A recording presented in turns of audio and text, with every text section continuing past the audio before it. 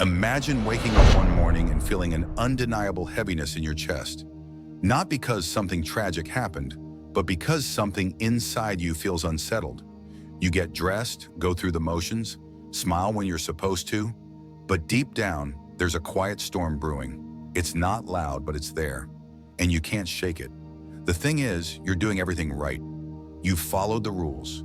You've worked hard. You've tried to be kind, to be good, to keep things together. So why do you feel like you're slowly unraveling? There's a strange kind of exhaustion that creeps in when your soul is carrying too much that you haven't named. And it doesn't show up dramatically. It appears in tiny ways. You're easily irritated. You find yourself staring blankly at your phone, scrolling endlessly, looking for something you can't quite name. You sigh a lot. You feel distant even in a room full of people, and all of it feels disconnected from logic. You tell yourself you're fine. You even believe it sometimes. But deep down, you know something's off. That inner misalignment isn't always caused by one big trauma or event. Sometimes it's just the buildup, the accumulation of tiny toxins you've allowed into your mind and heart without realizing it. Unspoken resentment, relationships you've outgrown but still cling to, old beliefs that no longer serve you, comparisons that chew away at your confidence, anger that hides beneath polite smiles, all of it quietly poisoning your peace, slowly, silently. But what if healing doesn't begin by adding more? What if it begins by releasing, by deleting ? By unclenching your fists and letting go of the things you've been dragging behind you, thinking they were part of who you are? This is not about fixing yourself. You're not broken. You're simply carrying too much. Now imagine being handed a spiritual broom, not to sweep away your past, but to clear space for your future. 11 powerful teachings, ancient yet deeply relevant, quietly offering you permission to put down what no longer belongs in your hands. These are not theories, they're practical truths forged in fire. Quiet truths, the kind that don't need to shout to change everything. You may not notice it right away, but each lesson is like a thread gently untangling the knot inside your chest. The knot made of shame, fear, guilt, and expectations. And as it begins to loosen, so do you. Your breath becomes deeper. Your thoughts become quieter. Your gaze lifts, not because the world changed, but because you did. So let's begin where most of us are still stuck, holding on to people we were never meant to keep. You already know who they are. The ones who leave you feeling smaller after every interaction. The ones whose love comes with a side of judgment, whose presence feels more like an obligation than a comfort. We keep them in our lives because they're familiar, not because they're good for us. And that familiarity, that history, it fools us into thinking we need them, that we must try harder, that love means enduring discomfort. But love should not feel like a war. It should not be something you have to survive. Buddhism teaches that attachment is the root of suffering, and yet we stay, hoping, explaining, rationalizing, telling ourselves we're being loyal, telling ourselves it's our responsibility to hold the relationship together, even as it quietly erodes our spirit. The truth is, some people belong to a chapter, not the whole story. And when we confuse their temporary role for a lifelong one, we end up carrying their weight long after they've stopped walking beside us. Letting go doesn't have to be loud. It doesn't need to be dramatic. You don't need to make an announcement.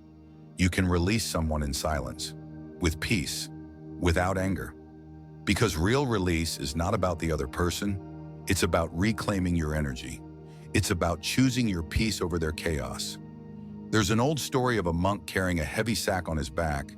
When asked why he doesn't put it down, he replies, "I've carried it for so long, I forgot I could."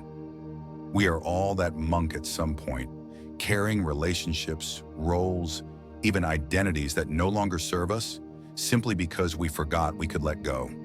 Ask yourself, if you met this person today for the first time, would you still choose to keep them in your life?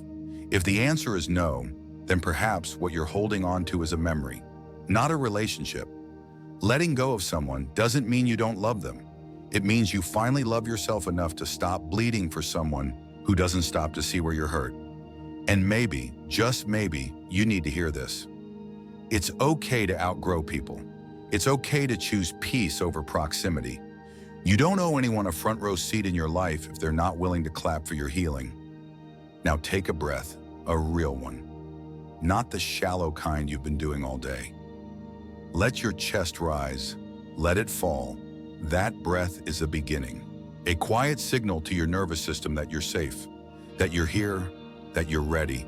Ready to look around and ask yourself, what else am I carrying that no longer belongs? The next burden most people don't realize they're dragging is their obsession with goals that aren't theirs.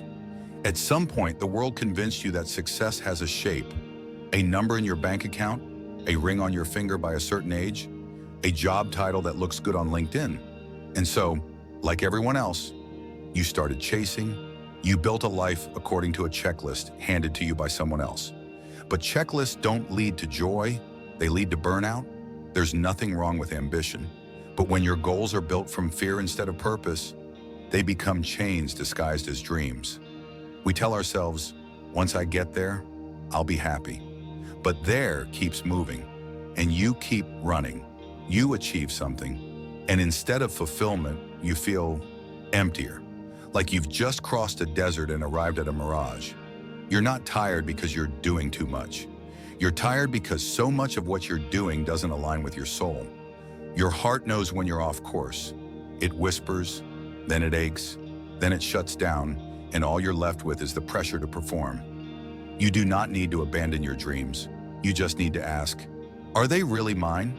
Or are they leftovers from someone else's expectations? You're allowed to change course. You're allowed to wake up and say, this doesn't feel like my life.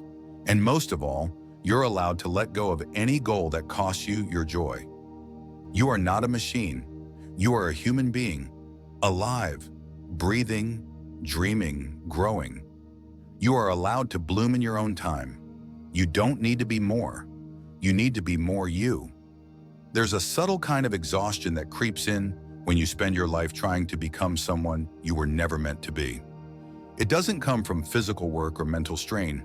It comes from pretending, from twisting yourself into shapes that don't fit just to keep others comfortable, from living by rules you never wrote, from constantly performing a version of yourself that feels safe, acceptable, polished. Eventually, even your own reflection becomes hard to recognize. This kind of weariness doesn't scream. It sighs. It shows up in the way your shoulders sink when no one's watching, in the way your laughter sounds hollow, in the way you go quiet when asked what you really want. Because the truth is, you're not even sure anymore. You've spent so much time tuning into everyone else's voice, you forgot what your own sounds like. That's the danger of disconnection.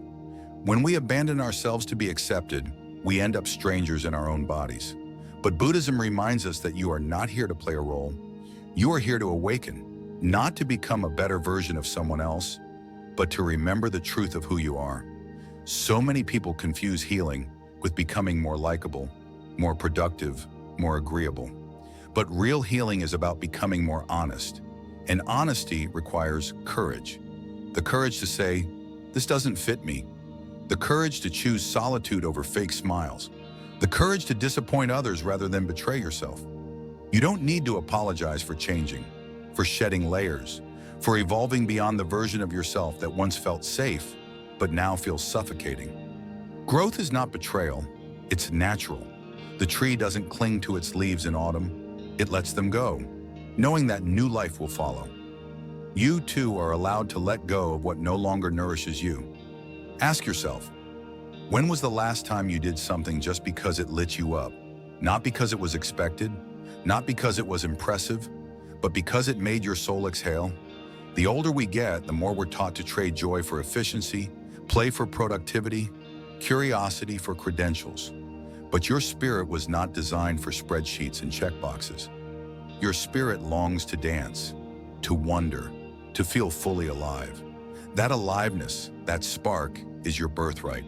And reclaiming it doesn't mean abandoning your responsibilities. It simply means choosing to come back to yourself, to ask gently but persistently, what do I need today to feel real? Maybe it's silence. Maybe it's movement. Maybe it's saying no when you always say yes. Maybe it's stepping away from something that looks good on paper, but feels wrong in your body. Whatever it is, Give yourself permission to want it, to follow it, to trust it. Your inner compass still works. It's just been buried under noise. But the more you listen, the clearer it becomes. And once you start listening, you begin to notice all the places where your energy leaks out. One of the biggest leaks? Trying to control what others think of you. So many people live in fear of judgment, walking on eggshells to keep the peace, shrinking themselves to avoid criticism. But no matter how carefully you curate your image, someone will misunderstand you. And that's okay. You are not here to be universally adored. You are here to be authentic, to be aligned, to be free. Let them misunderstand you. Let them gossip. Let them think what they want. Your peace is not up for negotiation. When you stop performing for the approval of others, you begin performing for the truth of your soul. And that's where your real power lives. There's a story in Buddhist lore of a man who carried a heavy bowl on his head. He'd been told it was precious, sacred, necessary, so he never questioned it. He carried it day and night, through storms and celebrations. But one day, exhausted, he set the bowl down. And to his shock, nothing happened. The world didn't end. No one punished him. In fact, for the first time, he felt the wind on his scalp. He realized the weight he'd carried wasn't protection. It was prison. Ask yourself, what bowls have I been carrying out of habit? Out of fear? Out of someone else's expectations? You are allowed to set them down. You are allowed to choose lightness. You are allowed to rest. Rest is not laziness, it is resistance. In a world that profits from your self-neglect, choosing to care for yourself is a radical act. And caring for yourself doesn't have to look like spa days or expensive retreats. Sometimes it's taking a nap instead of powering through. Sometimes it's drinking water when your body's dry. Sometimes it's canceling plans and going to bed early. Sometimes it's admitting, I'm not okay, and letting someone hold that truth with you. Rest is how you remember that your worth is not tied to your output. You are not a machine. You are a sacred being. You deserve care not because you're productive, but because you exist. And while we're speaking of rest, we must also talk about boundaries. The quiet lines you draw to protect your energy, your peace, your truth. So many of us were never taught how to say no without guilt. We were taught to be nice, to be agreeable, to keep the peace. But peace kept at the cost of your own discomfort is not peace. It's silent suffering. Boundaries are not walls, they are invitations. Invitations for others to meet you where you are with respect. And when someone resents your boundary, they are revealing the truth. They were never invested in your well-being, only in their access to you. You do not owe anyone unlimited access to your time, your energy, your body, or your heart. You are allowed to say no without explanation, to walk away without guilt, to protect your peace without apology.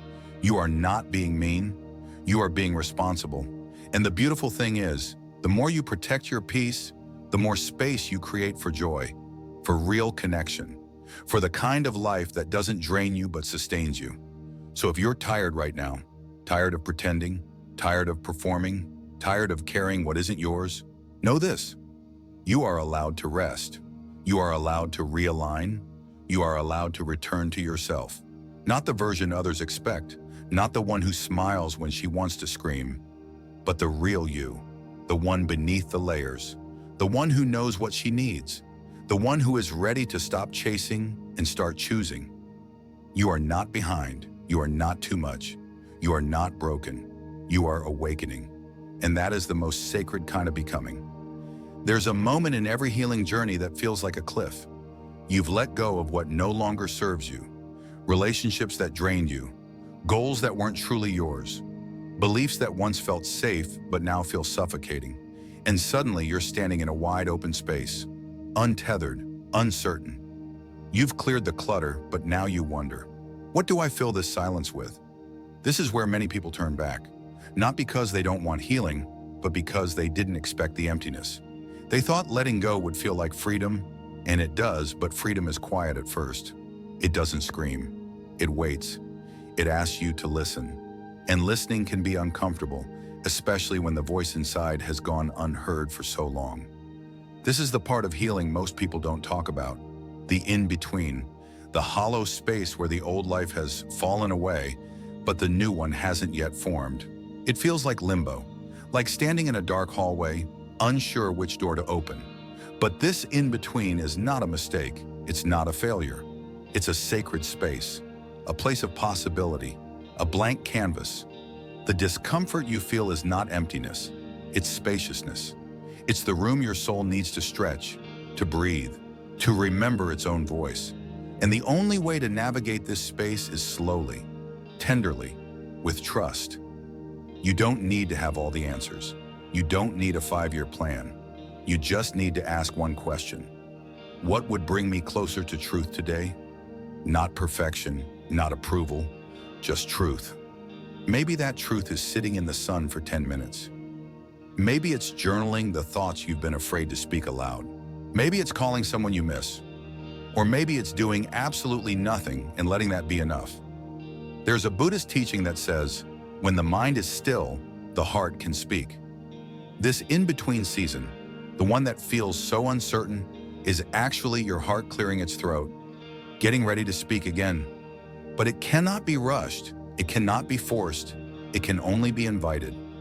So many people try to fill the silence too quickly. They jump into new relationships, new routines, new goals. Not because they're ready, but because the stillness scares them. But whatever you run toward in fear will never give you peace. It will only create more noise. Instead, be still, even when it's uncomfortable, especially when it's uncomfortable. Sit with your longings, with your questions, with your shadows, not to fix them, not to analyze them, just to be with them. They're not enemies, they're messages. They're asking for your presence, not your punishment. And while you sit, while you wait, you'll start to feel something small, subtle, a quiet knowing, a flicker of desire that doesn't come from fear or pressure, but from within. Maybe you feel called to write again, or to paint, or to walk in nature without a destination. Maybe you feel pulled toward simplicity, toward rest, toward something slower, deeper, more rooted. That pull is your soul's way of saying, this way, beloved, this way. It won't shout, it won't demand, it will whisper, and all you have to do is follow the whisper. That's how a new life begins, not with a plan, but with a whisper, with the smallest shift in direction, with one choice that honors your truth, and then another, and another. Before you know it, the silence isn't empty anymore. It's full of meaning, full of presence, full of you. But to reach that place, you have to stop looking outside for validation. The world will try to tell you who you should be, how you should heal, what happiness should look like. But your healing is not a performance. It's not for show, it's for you. You don't need anyone's permission to slow down, to step away, to choose a path that doesn't make sense to others but feels right in your bones. Your life is your own. Your healing is your own. And no one else gets to decide what it looks like. So start small. Drink water slowly, as if it's sacred, because it is. Breathe as if your breath matters, because it does. Speak kindly to yourself, not because you've earned it, but because you're worthy of it. Every small act of presence is an act of rebellion in a world that profits from your disconnection. And every time you choose presence, you choose healing. Let go of the idea that healing must be dramatic, that it must look like transformation overnight. Sometimes healing looks like crying in the shower, like choosing a salad over a cigarette, like deleting a number you keep dialing in moments of loneliness, like lying in bed and whispering, "I'm doing the best I can." Even if you don't believe it yet, those moments count. They're not signs of weakness, they're proof of your strength. You are not your pain. You are the one holding space for it. You are not your past. You are the one choosing how to carry it.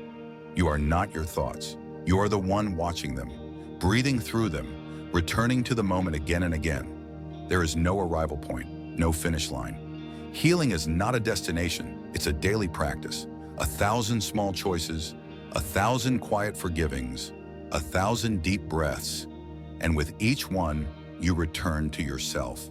The you that existed before the world told you who to be. The you who laughs without restraint, who loves without fear, who knows their worth without needing proof. That version of you is still here, beneath the roles, beneath the armor, beneath the wounds, and they're waiting, not for perfection, not for answers, just for you to come home. So if you're in the in-between, if you feel lost or empty or unsure, don't run. Don't fill the silence. Don't rush the process.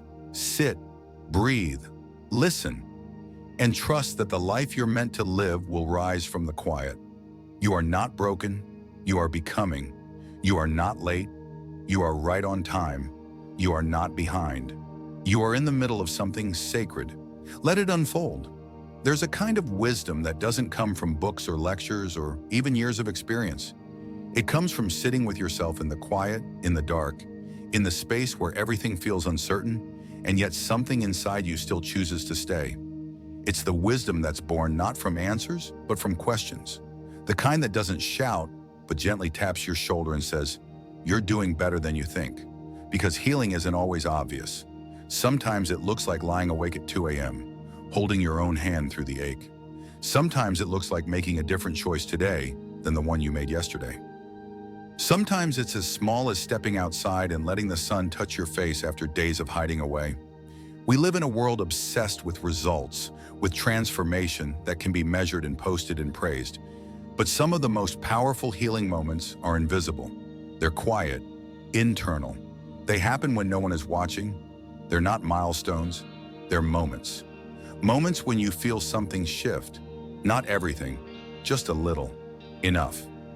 In Buddhist practice, there's a deep reverence for the present moment, not as a concept, but as a sacred space, the only real space, because the past is a memory and the future is a guess. But now, this breath, this heartbeat, this feeling is where life is actually happening. So ask yourself, where are you right now? Not physically, but emotionally, mentally, spiritually. Can you feel your own presence, or are you somewhere else entirely? Replaying a conversation, worrying about something not yet real? If you're not here, gently call yourself back, not with judgment, but with love. Like calling a child home for dinner. Gently, kindly, whisper, "Come back. It's safe to be here now." That practice, returning to the moment, is a healing act. Every time you do it, you create space. And in that space, truth begins to rise. Sometimes that truth will be hard. It may tell you something you didn't want to hear, that you've outgrown your job or your environment, or a version of yourself you worked so hard to build. And when that truth arrives, you may be tempted to ignore it, to bury it, to pretend it isn't whispering in your ear. But truth has a way of persisting. It keeps showing up until you finally stop and say, "Okay, I'm listening." And that's when something beautiful begins. There's a line in Buddhist philosophy that says, "The wound is where the light enters." Not because wounds are glamorous or noble, but because they open us. They soften our edges. They break us apart just enough that we become receptive to something new, something honest. So if you're hurting right now, if you feel cracked open, raw, vulnerable, know this: you're not broken, you're being opened. And what's being invited in is not just healing, it's wisdom, depth, peace. But peace doesn't always arrive as calm. Sometimes it arrives as clarity, as a decision, as a letting go. And one of the hardest things to let go of is the desire to be understood by everyone. So many of us waste years trying to explain ourselves, trying to make others see our hearts, trying to justify our choices to people who are determined to misunderstand us. But here's the truth. Not everyone deserves access to your truth. Not everyone is meant to understand your path. Some people are just not capable of seeing you clearly. And that's not your fault, and it's not your job to fix. You don't owe anyone an explanation for your healing. You don't owe anyone a version of yourself that makes them more comfortable. Your job is not to be palatable. Your job is to be real, to be honest, to be whole. And sometimes being whole means walking away from what is familiar in order to protect what is sacred. It means saying no to the relationship that chips away at your peace. It means setting a boundary even if it makes someone else uncomfortable. It means choosing solitude over fake connection. It means trusting that peace is worth the discomfort of change. And it is, Because when you finally stop living for others, when you stop betraying yourself just to keep the peace, you begin to feel something return. Something you may not have felt in years. Self-respect. It rises quietly, not as arrogance, but as a gentle knowing. I matter. My needs matter. My peace matters. That knowing becomes your compass. It guides your choices. It strengthens your voice. It protects your time, your energy, your heart. And with that self-respect, you begin to rebuild. Not the life you had before, but the life that was always waiting for you beneath the noise. A life built on truth, on presence, on love that doesn't require you to disappear in order to receive it. You start to notice beauty again. Not the kind that demands attention, but the kind that sneaks up on you. A flower blooming in a crack in the sidewalk. The way your breath moves gently in and out. The sound of your own laughter catching you by surprise. This is what healing brings. Not a perfect life, but a present one. And with presence, you begin to see yourself clearly. Not just the polished parts, but the messy ones. The ones you used to hide.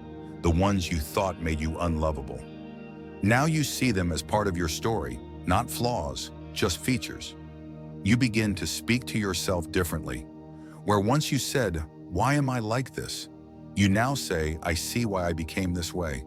Where once you said, "I should be over this by now," you now say, "I'm still healing, and that's okay."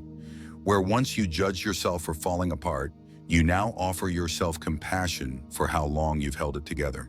And that compassion becomes your new foundation. It becomes the way you relate to others. You stop expecting perfection. You stop needing people to have it all figured out. You start meeting them where they are, with softness, with grace. You forgive, not because they deserve it, but because you do. Because you deserve to be free. You choose love, not because it's easy, but because fear has nothing left to offer you. And you keep walking, not toward a destination, but within a direction.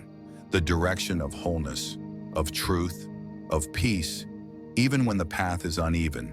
Even when the progress is slow, you keep walking, because something in you knows, this is the way. Healing often arrives wearing ordinary clothes. It doesn't knock on your door with fireworks or fanfare. It shows up in the middle of a messy day, when you're sipping tea in silence, or when you finally say no to something you've been saying yes to for far too long.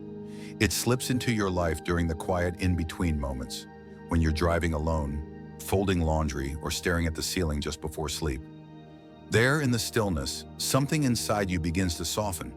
You realize you've been surviving for so long, you forgot what it felt like to simply exist without effort. Your breath starts to deepen. The walls around your heart feel a little less solid. And maybe for the first time in a while, you don't feel like you're fighting yourself. That's healing. And it often goes unnoticed until one day, you respond to something differently. You don't panic like before. You don't react with anger. You don't collapse under pressure. You pause, you breathe, you choose differently. And in that space between stimulus and response, you meet a new version of yourself. The one you've been growing into quietly, patiently, all along. There's a sacred strength in that pause. In Buddhism, it's called sati, mindfulness. The ability to be present, even in discomfort, especially in discomfort. To watch your emotions rise and fall like waves without needing to become them. To witness your thoughts without building a home in them. To sit with your fear without feeding it. That kind of presence is radical because we're conditioned to react, to escape, to numb. But the more you practice mindfulness, the more you realize you don't have to run anymore. You can stay, you can breathe, you can survive the moment without abandoning yourself. Staying doesn't mean stagnation. It means stability, a return to center. Like a tree rooted deeply in the ground, you can bend with the storm without breaking. You can sway, shake, even lose a few leaves, but you don't have to fall. You remain present, grounded. And with time, that presence begins to heal more than just your mind. It heals your nervous system, your relationships, your sense of safety in your own body. Because trauma isn't just what happened to you, it's what happened inside you as a result. The hypervigilance, the numbness, the self-doubt, the disconnection. But presence begins to restore that connection, moment by moment. It teaches your body, I'm safe now. It teaches your heart, I'm listening now. It teaches your soul, I'm here now. And when you're here, really here, something incredible begins to happen. You stop waiting for your life to begin. You stop waiting for permission, for clarity, for certainty. You begin to live inside your life instead of planning for some perfect version of it in the future. You stop chasing healing as a finish line and start walking with it as a companion. This shift is subtle but powerful because it moves you from seeking to embodying, from striving to allowing, from fixing to flowing. You no longer need to prove anything, not to yourself, not to others. You simply begin to trust the unfolding. That trust deepens when you realize that healing is not always about doing more. In fact, sometimes the most healing thing you can do is less. Less analyzing, less forcing, less pretending. Sometimes healing looks like doing absolutely nothing and letting that be enough. This may go against everything you've been taught. We live in a world that worships productivity, that defines worth by output. But your value is not in your doing, it's in your being. You are not here to perform, you are here to live, fully, authentically, gently. Let yourself rest. Let yourself be quiet. Let yourself feel. Let yourself release the need to make every moment useful. Because usefulness is not the goal. Presence is. Peace is. Wholeness is. And sometimes the most productive thing you can do is allow yourself to feel what's really there.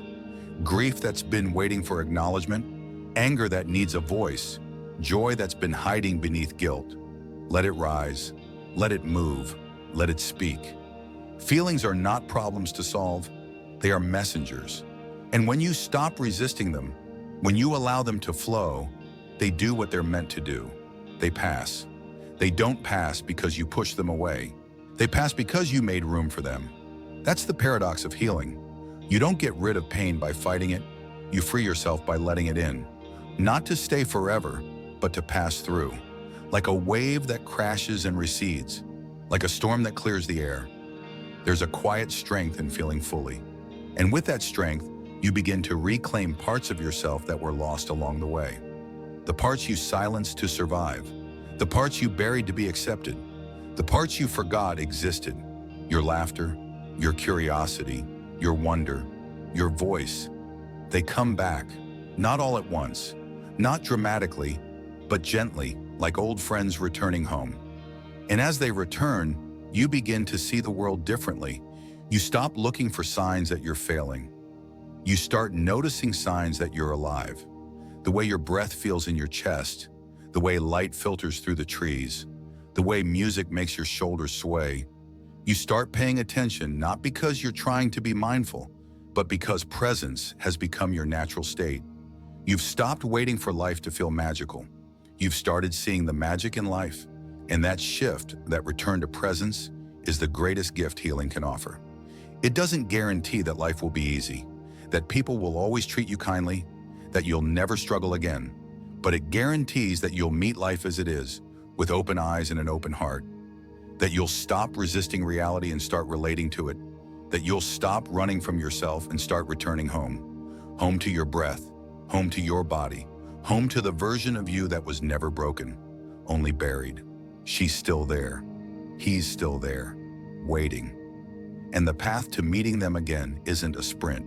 It's a slow walk, a walk of presence, of honesty, of soft, steady becoming. You don't need to know what's next. You don't need to have it all figured out. You just need to keep walking. One step, one breath, one sacred moment at a time. There's something deeply sacred about meeting yourself exactly where you are, without trying to change it, without rushing to fix what you think is broken. It's rare, almost radical in a world that constantly urges us to upgrade, improve, evolve faster. But in the stillness of that meeting, in the quiet gaze you offer yourself without judgment, there's a healing far greater than any self-help book or motivational mantra could ever provide. We're conditioned to believe that healing must be loud, that it must roar like a breakthrough, that it must be declared to the world.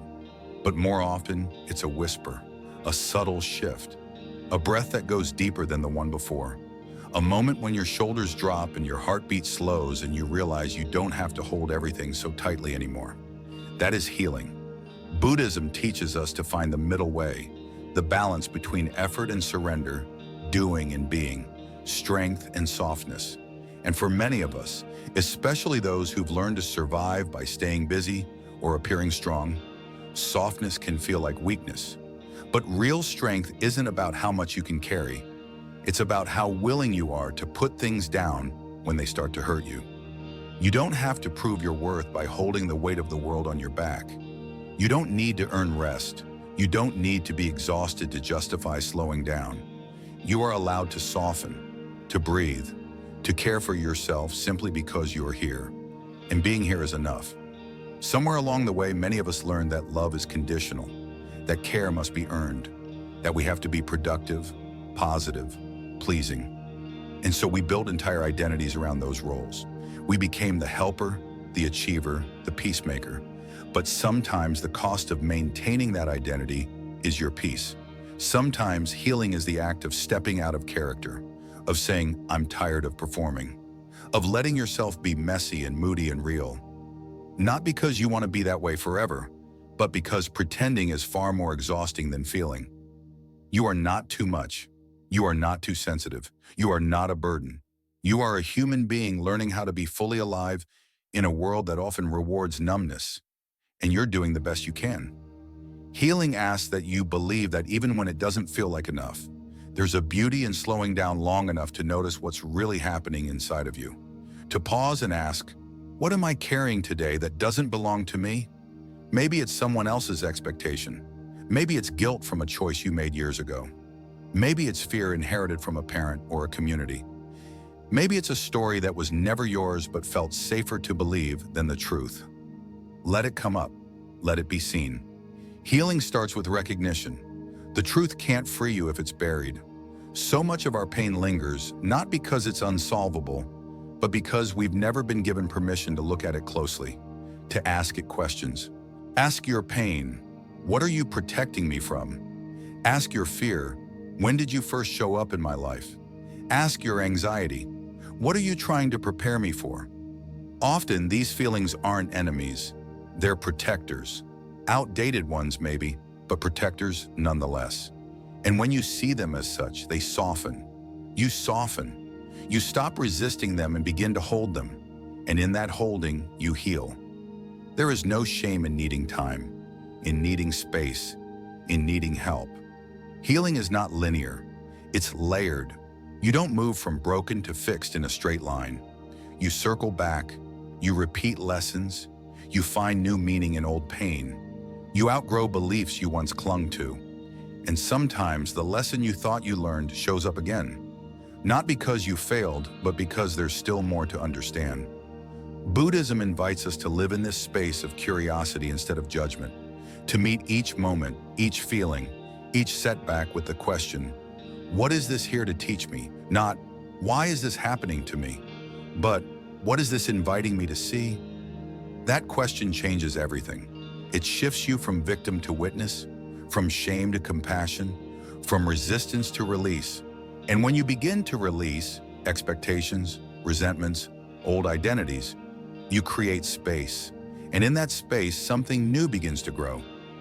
You start to dream again, not in the loud, ambitious way you used to, but quietly, softly, from your belly, from your breath, from the part of you that still believes in magic, even after everything.